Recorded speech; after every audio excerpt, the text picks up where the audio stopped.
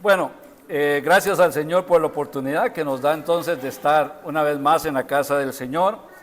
Y vamos a continuar con el tema de escatología. Hemos ido hablando, en algún momento hablamos sobre la profecía del libro de Ezequiel, sobre la resurrección del pueblo de Israel. Hicimos una introducción a lo que es escatología, estuvimos viendo el traslado de la iglesia, vimos las bodas del Cordero y hoy toca ver la cena de las bodas. Esto es lo que va a ir sucediendo, ¿verdad? Y vamos para las cenas de las bodas del Cordero. Muy bien, vamos a abrir nuestras Biblias en el libro de Apocalipsis, capítulo 19. Apocalipsis, capítulo 19.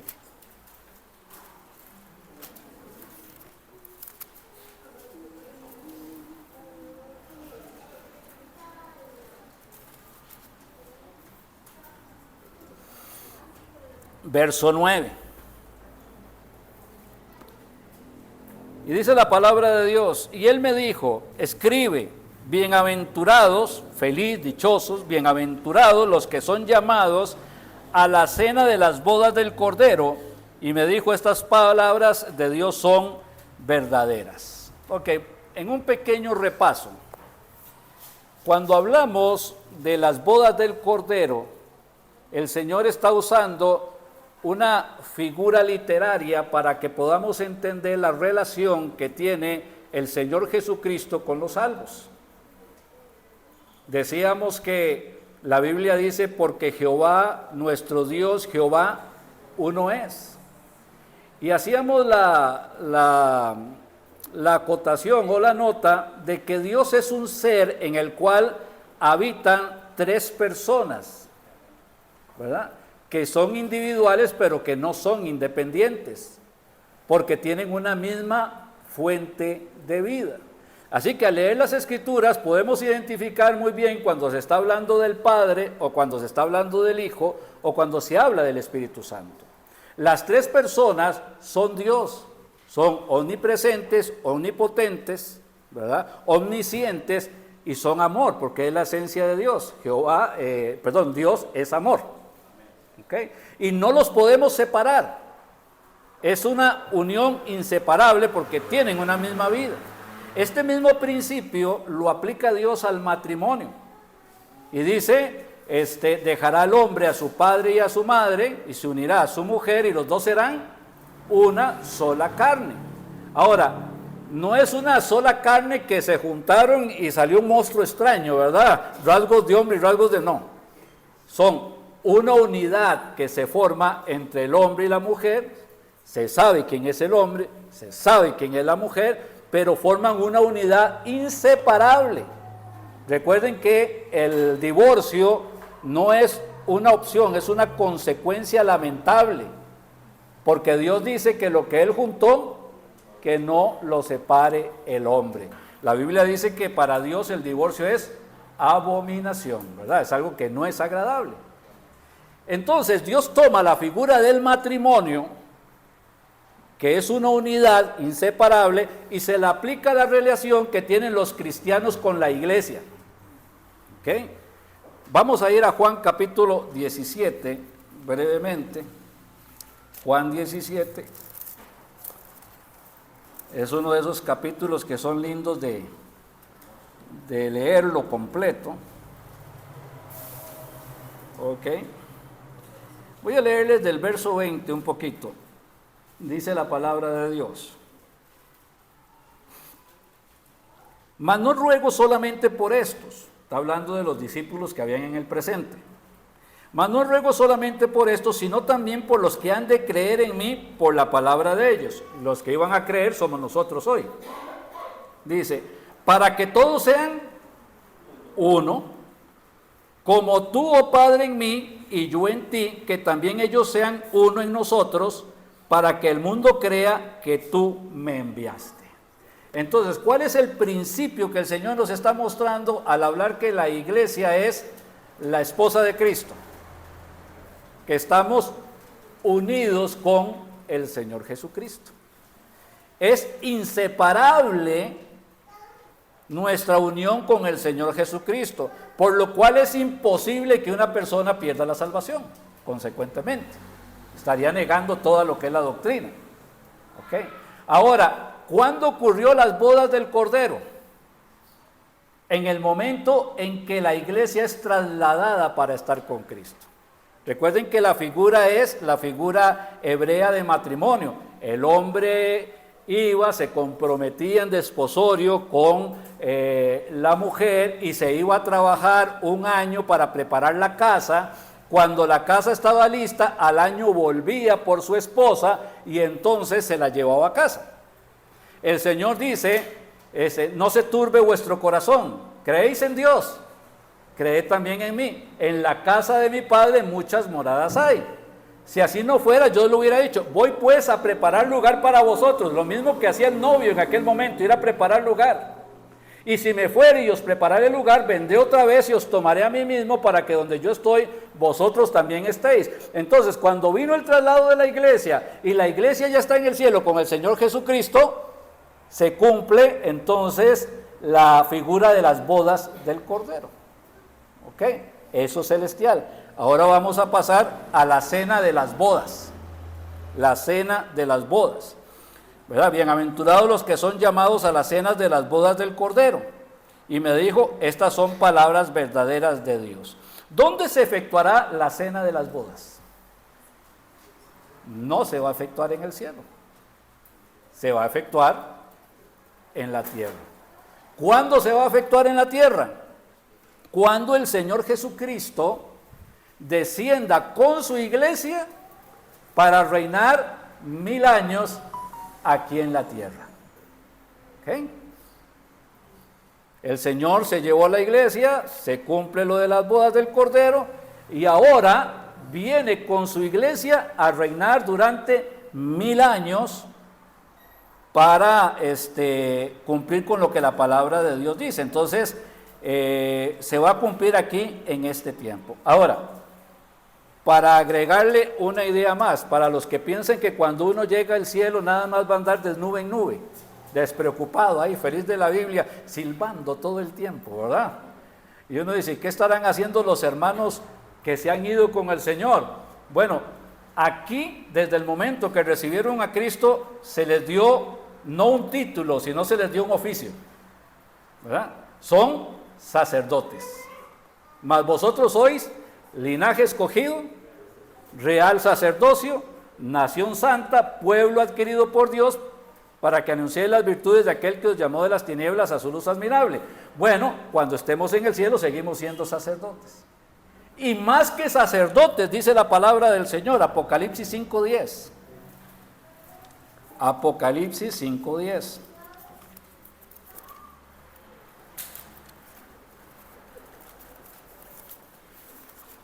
Dice la palabra del Señor.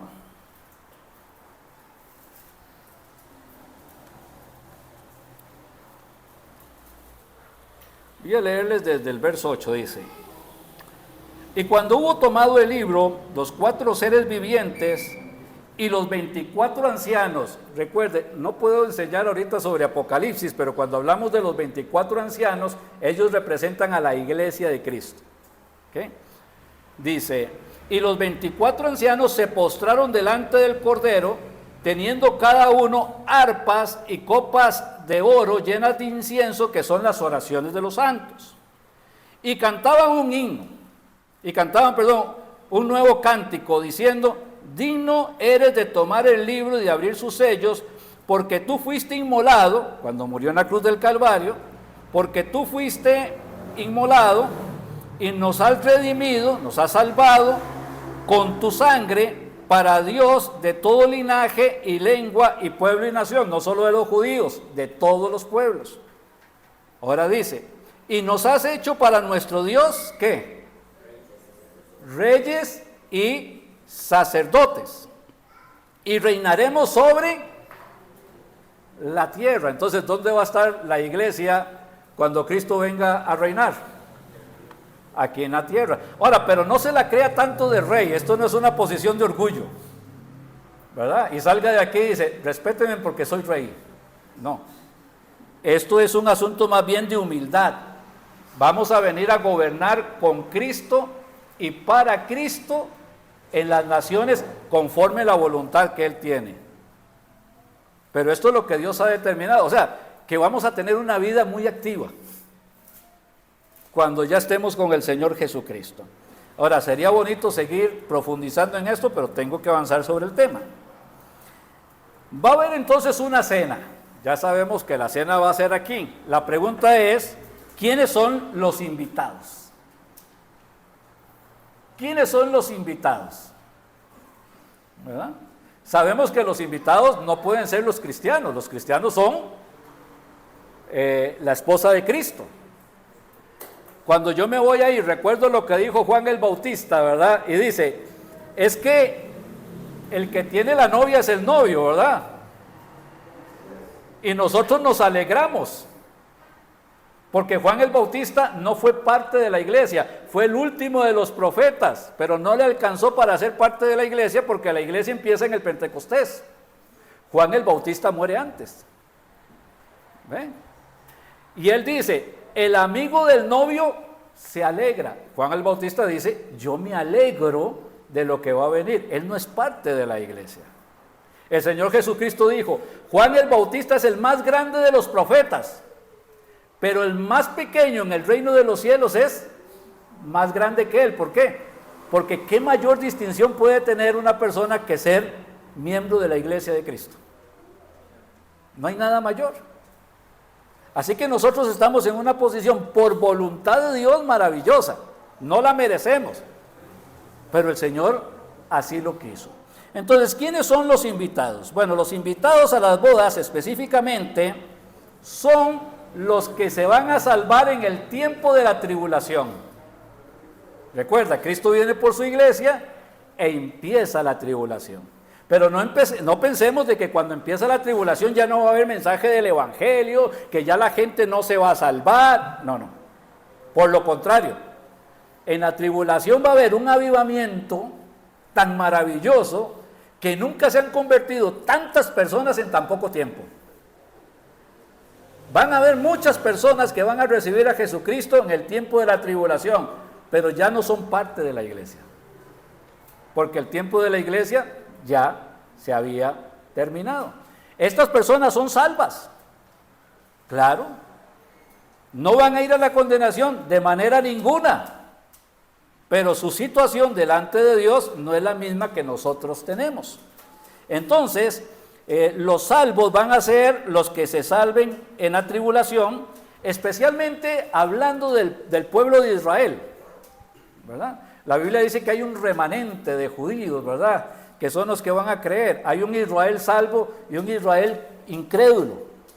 Bueno, el Israel incrédulo no se va a salvar, pero el Israel que recibe a Jesucristo como Salvador, que recibe al Mesías, sí va a tener vida eterna, o sea, va a pasar a la parte del milenio.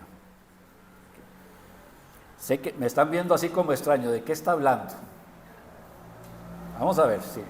Esperemos que lo que sigue nos aclare un poquito más. Vamos a ir a abrir el libro de Mateo, capítulo 25. Llegó el Señor Jesucristo, se llevó a su iglesia y empieza la tribulación. Mateo capítulo 25. Quiero leerles cuando están leyendo sus Biblias, el Evangelio de Mateo, capítulo 24 y 25, los versículos que hay ahí tienen que ver con la tribulación. ¿Verdad? Y el que no persevere hasta el fin, tiene que ver con la tribulación, no tiene que ver con la iglesia. Por eso es que algunos se confunden enseñando que la salvación se pierde y están un poco equivocados. Capítulo 25. ¿Okay? Dice la palabra del Señor, verso 1. Entonces, el reino de los cielos será semejante a 10 vírgenes que tomando sus lámparas salieron a recibir al esposo. ¿Cuántas vírgenes? 10. Salieron a recibir al esposo. Y 5 de ellas eran prudentes y 5 insensatas. Las que eran insensatas, tomando sus lámparas, no tomaron consigo aceite. Recuerden que el aceite es tipo ¿de quién? Del Espíritu Santo. Mas las prudentes tomaron aceite en sus vasijas juntamente con sus lámparas. Y como el esposo tardaba, cabecearon todas y se durmieron. Y a la medianoche se oyó un clamor: he aquí, el esposo viene, salid a recibirlo. Entonces todas aquellas vírgenes se levantaron y prepararon sus lámparas. Y las insensatas dijeron a las prudentes: dadnos de vuestro aceite, porque nuestras lámparas se apagan. Mas las prudentes respondieron diciendo: no sea que nos falte a nosotros y a vosotras. Id más bien a los que venden y comprad para vosotras. Y mientras ellas iban a comprar, vino el esposo. Y las que estaban preparadas entraron con él a las bodas y se cerró la puerta. Y después vinieron también las otras vírgenes diciendo: Señor, Señor, ábrenos. Mas él respondiendo dijo: de cierto os digo que no os conozco. Velad pues, porque no sabéis el día ni la hora en que el Hijo del Hombre ha de venir. ¿Qué trata la parábola? La parábola es para el tiempo de la tribulación. Va a venir el Señor, la segunda venida de Cristo, a reinar en la tierra desde Jerusalén. Los que recibieron al Señor, los que tienen el Espíritu Santo, porque el que no tiene el Espíritu, dice la Biblia, no es de Él, ¿verdad? Los que recibieron al Señor entran al reino milenial. Y los que no recibieron al Señor no entran al reino milenial. Son lanzados a la condenación eterna, donde es el lloro y el crujir de dientes. Ahí es donde habla la palabra de Dios, el juicio de las naciones, que dice que el Señor va a poner aparte las ovejas de las cabras. Es en ese momento que va a ocurrir, es para los que están en ese tiempo de los 7 años de tribulación. Los que no recibieron al Señor son las cabras, los que los reciben son el rebaño del Señor. El rebaño del Señor entra al reino milenial y las cabras son lanzadas al lugar de tormento, donde es el lloro y el crujir de dientes. ¿Okay? Las personas que entran al milenio son los invitados a la boda. Perdón, los invitados a la cena de las bodas. Los que entran al milenio, los que recibieron a Jesucristo en el milenio. Los otros no tienen oportunidad ninguna. ¿Okay? Hay gente que tiene apariencia de piedad. Pasa en nuestros tiempos, pasará también en la tribulación. Parecen salvos, pero no lo son. Se comportan como salvos, pero no en todos los lugares. Hablan las cosas de Dios, pero no todo el tiempo. Dicen que aman al Señor, pero con sus acciones demuestran que no es al Señor al que aman. Aman al mundo y aman sus propias vidas, tal vez son un poco egoístas, y ese que amar a Dios con todo el corazón, con toda el alma, con toda la mente y con todas las fuerzas, es un versículo que se sabe pero que no está en la práctica de sus vidas.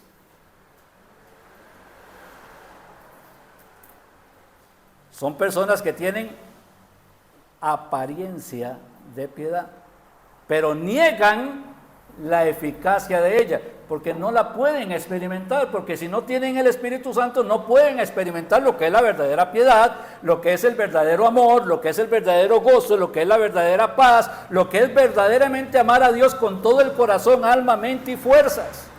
Una persona que no tiene a Jesucristo como Salvador no se presenta todos los días en sacrificio vivo, santo, agradable a Él, que es el culto racional.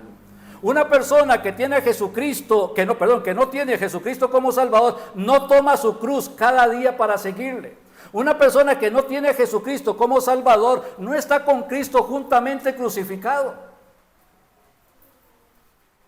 Tiene apariencia de piedad. Se sabe los versículos. Sabe de decir gloria a Dios, amén y aleluya. Pero no es salvo. Si el Señor Jesucristo viniera en este momento, esas personas se quedan en la tierra. La iglesia se va, pero esas personas con apariencia de piedad no van a entrar o no se van a ir con la iglesia en el traslado. Se van a quedar acá en la tribulación.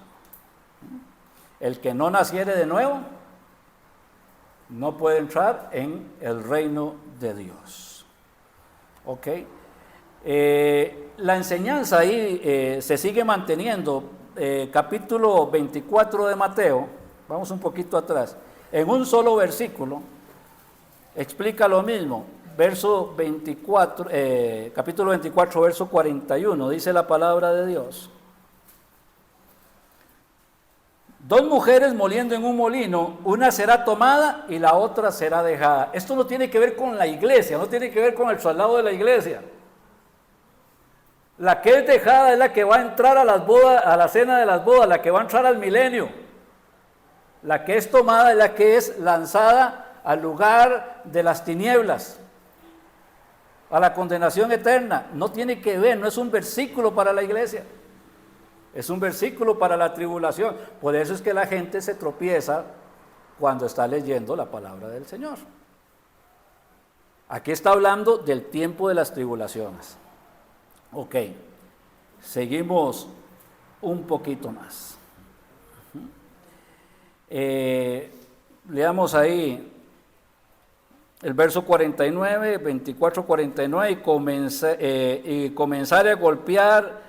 Está hablando de un siervo ahí, ¿verdad? Que no hace las cosas buenas, está sorprendido por el Señor, y cuando llega el Señor dice, lo cortará en dos y pondrá su parte con los hipócritas, allí será el lloro y el crujir de dientes. Solo para decir, los que son tomados, cuál es su destino. El rechazo y sus consecuencias.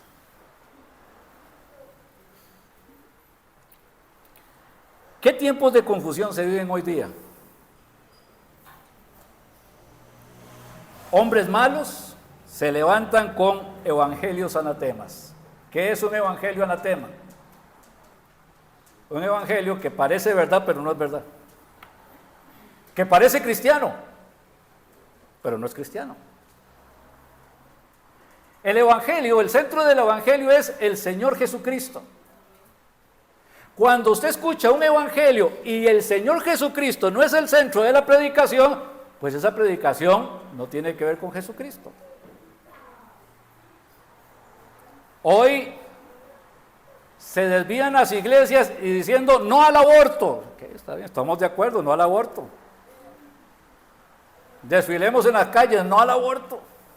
Muy bien, ese no es el problema. El problema es que el centro del evangelio no es una ramificación que se ocupe de que no al aborto, se preocupa de predicar a Jesucristo. De predicar a Jesucristo. ¿Qué hacemos con la madre que quiere abortar? Y le decimos, no, es que usted es una asesina, tiene complejo de asesina, y tal vez la mujer está ahí, entre que sí, que no, venga, la llamamos, la aconsejamos. El Espíritu Santo le convence, posiblemente venga a los pies de Cristo y en lugar de abortar esa persona, ese niñito nazca. ¿Qué hacemos con la que ya abortó? No, usted es una asesina, no la quiere, ni Dios la quiere, ya se fue al infierno por lo que hizo. No, le hablamos, le predicamos a Jesucristo. Posiblemente ella venga a los pies de Cristo y su bebé de todas maneras, ¿dónde está? En el cielo. No se trata de señalar a los del aborto, se trata de predicar el evangelio. El evangelio de Jesucristo es predicar a Jesucristo. Un evangelio que no predica a Jesucristo, aunque me hable del aborto, aunque me hable de la homosexualidad, aunque me hable de muchas otras cosas, si no predica a Jesucristo no es evangelio. Tenemos el evangelio de la prosperidad.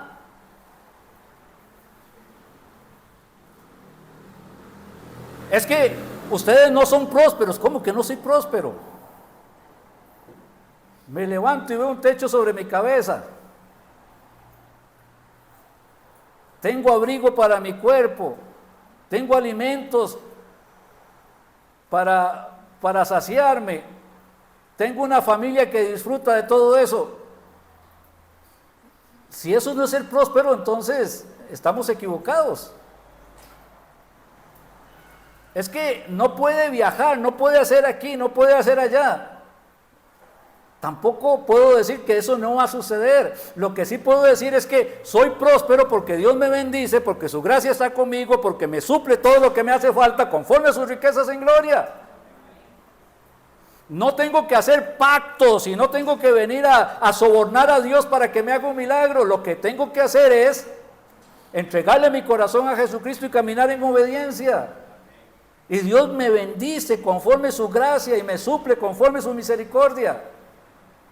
Pero un evangelio de la prosperidad no predica a Jesucristo. Pablo dijo, lo único que me interesa es ver al Señor Jesucristo en cada uno de nosotros y al Señor Jesucristo crucificado. No es el evangelio de la prosperidad. Ni tampoco andarse peleando con el diablo. Resistid al diablo y huirá de vosotros. ¿Y cómo lo resisto? Leyendo mi Biblia, orando, obedeciendo lo que dice la palabra del Señor, devolviendo el mal que me hagan con bien, y el nombre del Señor va a ser glorificado. Se puede hablar de muchas cosas, pero si no se habla de Jesucristo, eso no es evangelio. Y el que no tiene a Jesucristo en su corazón no es de él. Y tenemos que cuidarnos de esos evangelios anatemas.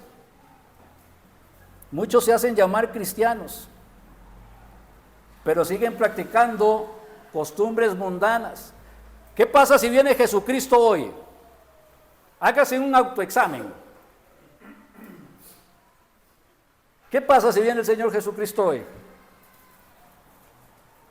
Y lo encuentra usted buscando al mundo, amando al mundo y las cosas que están en el mundo.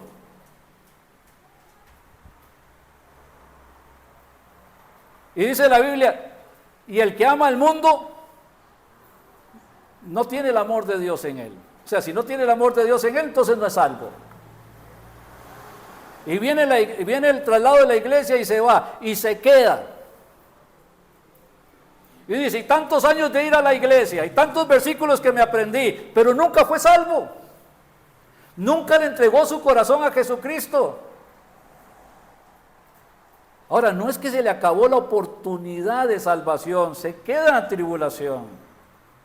Usted le predicó a su hijo y nunca su hijo quiso recibir a Jesucristo. Bueno, predíquele muy bien a su hijo, porque si Cristo viene hoy y se queda en la tribulación, el mensaje que usted le dio es lo que va a calar en su corazón mañana para que pueda recibir a Jesucristo. En la tribulación y con persecución, sí, pero puede recibir a Jesucristo todavía.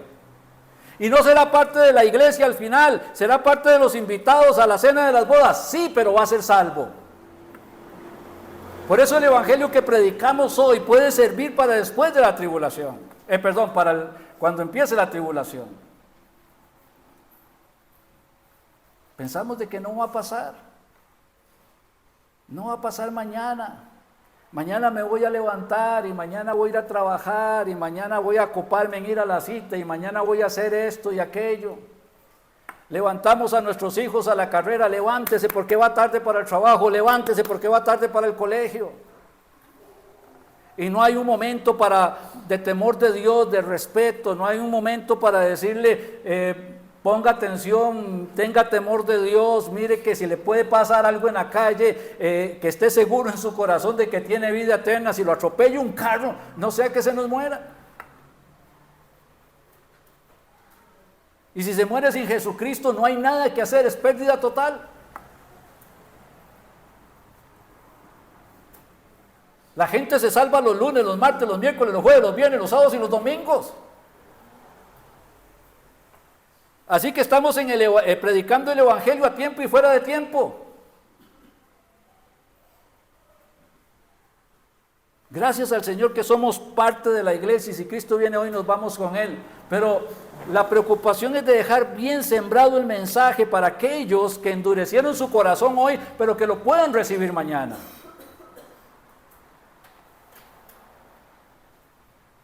Y si el Señor lo permite, puedan entrar a ese tiempo de milenio. Que sean los invitados a las bodas y que entren para ver el glorioso reinado de Jesucristo sobre la tierra.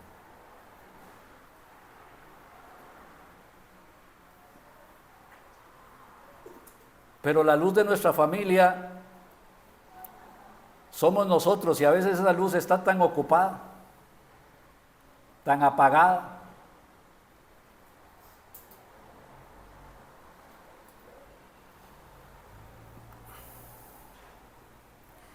Vamos a Segunda de Tesalonicenses.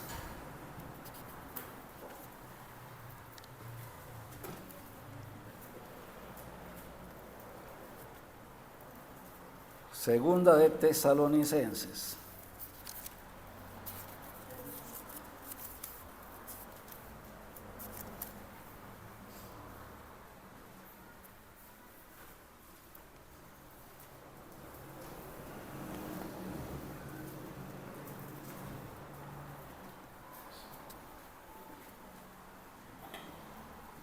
Capítulo 1. Vamos a leer del verso 6.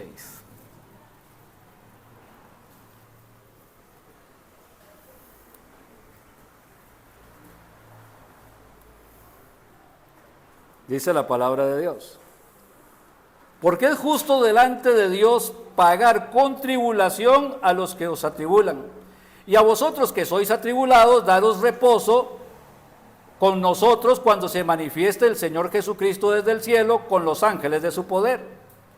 Verso 8, en llama de fuego, para dar retribución a los que no conocieron a Dios ni obedecen el evangelio de nuestro Señor Jesucristo, los cuales sufrirán pena de eterna perdición, excluidos de la presencia del Señor y de la gloria de su poder, cuando venga para ser glorificado en sus santos y ser admirado en aquel día en todos los que creyeron, porque cuando nuestro testimonio ha sido creído, por cuanto nuestro testimonio ha sido creído entre vosotros.